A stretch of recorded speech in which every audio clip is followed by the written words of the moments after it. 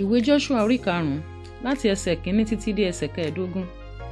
Ó sì ṣe nígbà tí gbogbo àwọn ọba Amórì tí ó wà ní ìhà kejì Jọ́dánì ní ìwọ̀ oòrùn àti gbogbo àwọn ọba Kénáánì tí ń bẹ létí òkun gbọ́ pé Olúwa ti mú omi Jọ́dánì gbẹ kúrò níwájú àwọn ọmọ Ísírẹ́lì títí àwa fi là á kọjá, ni àyà wọn já, bẹ́ẹ̀ ni ẹ̀mí kò sí nínú wọn mọ́ nítorí àwọn ọmọ Ísírẹ́lì.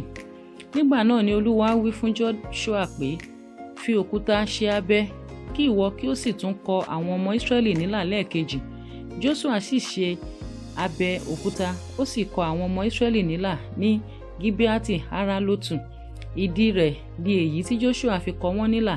Gbogbo àwọn ènìyàn tí ó ti Íjíbítì jáde wá, tí ó ṣe ọkùnrin àní gbogbo àwọn ọmọ ogun, wọ́n kú ní aginjù ní ọ̀nà lẹ́yìn ìgbà tí wọ́n jáde kúrò ní Íjíbítì.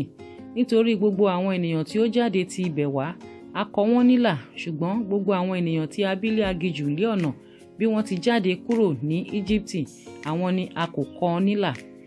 Nítorí tí àwọn ọmọ Ísírẹ́lì rìn ní 40 ọdún ní aginjù, àti gbogbo ìran náà, àní àwọn ológun tí ó jáde ti Íjíbítì wá fi run, nítorí tí wọn kò gba ohùn Olúwa gbọ́, àwọn tí Olúwa búra fún pé òun kì yóò jẹ́ kí wọ́n rí ilẹ̀ náà tí Olúwa búra fún àwọn bàbá wọn láti fi fún wa, ilẹ̀ tí ń ṣàn fún wàrà àti fún oyin, àti àwọn ọmọ wọn tí ó gbé dìde ní ipò wọn.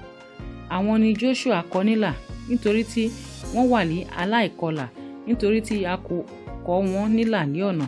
Ó sì ṣe nígbà tí wọ́n kọ gbogbo àwọn ènìyàn náà nílà tán, wọ́n jókòó ní ipò wọn ní ibùdó títí ara wọn fi dá. Olúwa sì wí fún Joshua pé, ní òní ni mo yí ẹ̀gàn Íjíbítì kúrò lórí yín.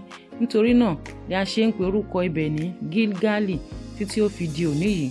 Àwọn ọmọ Ísírẹ́lì sì dó ní Gilgali, wọ́n sì ṣe àjọ ìrékọjá ní ọjọ́ 14 oṣù ní ọjọ́ alẹ́ ní pẹ̀tẹ́lẹ̀ Jẹ́ríkò. Wọ́n sì jẹ ọkà gbígbẹ ilẹ̀ náà ní ọjọ́ kejì lẹ́yìn ìrékọjá àkàrà aláìwú ọkà dídín ní ọjọ́ náà gan. Mánà sì dá ní ọjọ́ kejì lẹ́yìn ìgbà tí wọ́n ti jẹ ọkà gbígbẹ ilẹ̀ náà. Àwọn ọmọ Ísírẹ́lì kò sì rí mánà mọ́, ṣùgbọ́n wọ́n jẹ èso ilẹ̀ Kénáánì ní ọdún náà. Ó sì ṣe nígbà tí Joshua wà létí Jẹ́ríkò, ó gbé ojú rẹ̀ sókè, ó sì wò ó, sì kíyèsí ọkùnrin kan dúró níwájú rẹ̀ pẹ̀lú idà fífàyọ lé ọwọ́ rẹ̀. Joshua sì tọ̀ ọ́ lọ, ó sì wí fún un pé, tiwa ni ìwọ ń ṣe tàbí ti ọ̀tá wa? Ó sì wí pé, bẹ́ẹ̀ kọ́, ṣùgbọ́n bí olórí ogun Olúwa ni mo wà ní ìsinsìnyí. Joshua sì wólẹ̀ níwájú rẹ̀, ó sì forí balẹ̀, ó sì wí fún un pé, kí ni Olúwa mi ní sọ fún ìránṣẹ́ rẹ̀?